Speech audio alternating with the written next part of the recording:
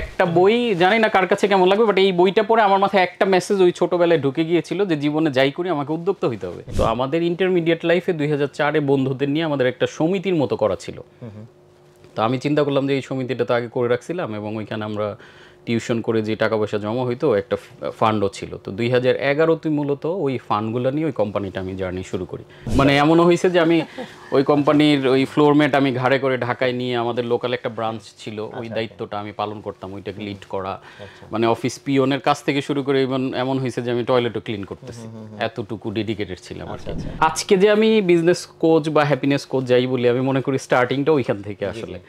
তো ওইখানে আসলে স্টুডেন্টদেরকে আমি স্পেশাল যেই জায়গাটা দেওয়ার চেষ্টা করতাম যে মূল পড়াশোনার পাশাপাশি এক্সট্রা কারিকুলার অ্যাক্টিভিটি কীভাবে জীবনে তারা ভালো করতে পারে, এই ব্যাপারগুলো নিয়ে মূলত কাজ করতাম। তো ওই সময়টা স্ট্রাগল ছিল যে আসলে দুইজন মানুষ, আমার ওয়াইফও তখন অনেক ছোট, আমিও ছোট। তো একটা মনে হয় মাছ সমুদ্রে পড়ে যাওয়ার মতো, কারণ ফ্যামিলির কোনো সাপোর্ট নাই, আর্ন করার ব্যাপার, সিকিউরিটির ব্যাপার, কি করব লাইফে, এগুলো নিয়ে।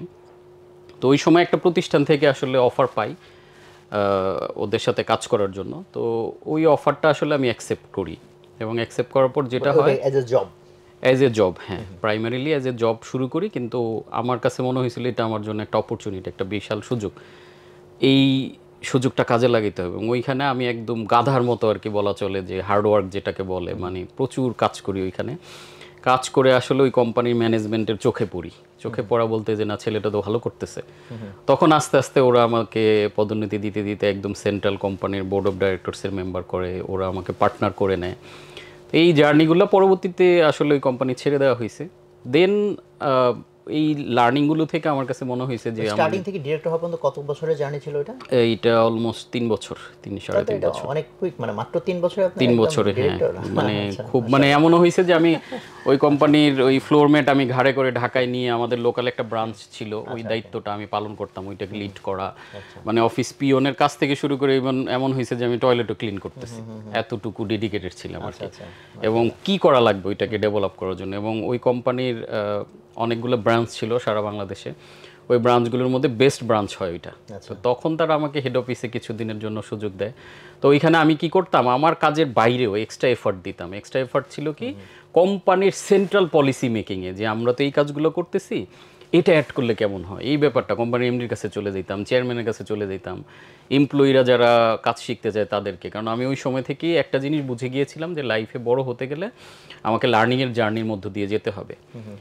তো ওইটা ছিল আমার জন্য একটা স্ট্রাইকিং, যে আসলে চেষ্টা করলে কোনো একটা কিছু হয়। তো এবং ওইখান থেকে আমার মধ্যে একটা শক্তির জন্ম হয় যে আমি নিজে কিছু করতে পারবো। তো আমাদের ইন্টারমিডিয়েট লাইফে 2004-এ বন্ধুদের নিয়ে আমাদের একটা সমিতির মতো করা ছিল।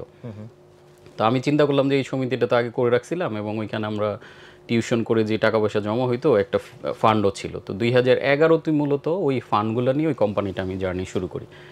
চলো আমরা মোটামুটি অফিসিয়ালি এটাকে লঞ্চ করি। তো লঞ্চ করার পরে যেটা হয়, আমরা লোকালি কিছু বিজনেস শুরু করি, যেমন ডিস্ট্রিবিউশন বিজনেস, ছোট ছোট প্রোডাক্ট কালেকশন করে এগুলোকে ব্র্যান্ড করে মার্কেটে বিক্রি করা বিভিন্ন দোকানে। তো এইটা ছিল স্টার্টিং। তারপরে আমরা ল্যান্ড প্রজেক্টের দিকে গেলাম। তো এই মোটামুটি যদি বলি উদ্যোক্তা জার্নিটা শুরু। আর রিলেটিভলি যেটা আসে, তাহলে উদ্যোক্তার চিন্তাটা আমার মাথা থেকে, এই ভূতটা মাথায় কোত্থেকে ঢুকলো আসলে, এটা একটা ভূতের মতো আমি মনে করি। যেটা একবার মাথায় ঢুকলে আর অন্য কোনো কিছু করে ভাল লাগে না, চাকরি করি আর যাই করি। এবং আমি ওইখানে যে জব করতাম ওইখানে একটা ভালো স্যালারিও ছিল, কিন্তু মজা পেতাম না, কারণ মনে হইতো না জিনিসগুলো আমার।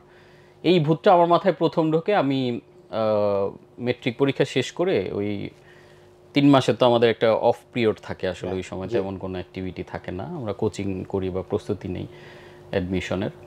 তো ওই সময় আমি একটা বই পড়েছিলাম, rich dad poor dad, Robert Kiyosaki.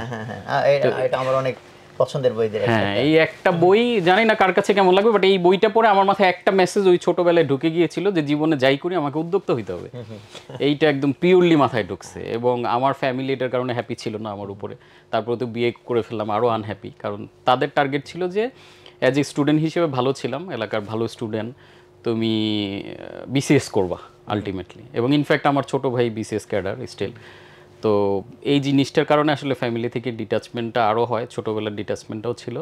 তো ওই বইয়ের যে ভূতটা, এটা মূলত মাথায় ঢুকে যাওয়ার পর থেকে 11-তে প্রপারলি যাত্রা শুরু করলাম।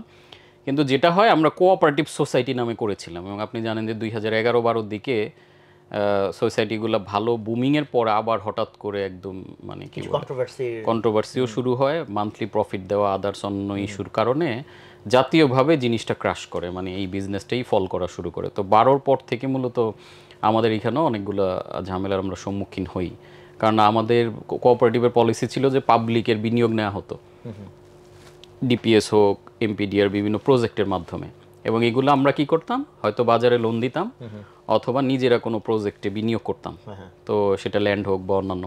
তো এইগুলো তো টাকাগুলো আসলে একটা প্রজেক্টে ঢুকে গেলে এটা বের হইতে একটা লং টার্ম সময় লাগে, কিন্তু হঠাৎ যখন সারা বাংলাদেশে এই জটিলতা শুরু হয় তখন আসলে একসাথে প্রেশার তৈরি হয়, চলে আসে যে আপনারা আমাদের টাকা ফেরত দেন। এখন সকল গ্রাহক যদি অ্যাট এ টাইম টাকা ফেরত চায়, এটা বাংলাদেশের কোনো ব্যাংকের পক্ষেও দেওয়া সম্ভব না, যেটা আমাদের পক্ষেও টাফ ছিল, যার কারণে আসলে ওই ব্যবসাটা পুরোপুরি ফল করে এবং আমি মোটামুটি একটা বড় ধরনের ঋণগ্রস্ত হয়ে যাই। আমাদের অ্যাসেট আছে বাট ক্যাশ টাকা নাই। তো মানুষজন মোটামুটি কত টাকার মতো এটা ছিল টোটাল সাইজ? এটা মূলত লেনদেনটা 6 কোটি টাকার মতো ছিল। আমরা 3 কোটি টাকা পর্যন্ত মিনিমাইজ করতে পারছিলাম, মানে আমাদের অ্যাসেট ট্যাসেট যা আছে ইনস্ট্যান্ট ব্যাংকে ক্যাশ ট্যাশ দিয়ে বাকি 3 কোটি টাকা মূলত পেন্ডিং হয়ে যায়, মানে মানুষজন টাকা পাচ্ছে, আমি রীতিমতো এক ধরনের পলাতক হয়ে যাই তখন থেকে আর কি, ফেরারি আসামি টাইপ, কারণ আমার নামে 8টা মামলা হয় তখন।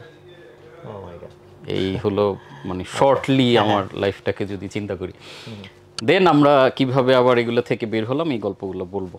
আচ্ছা।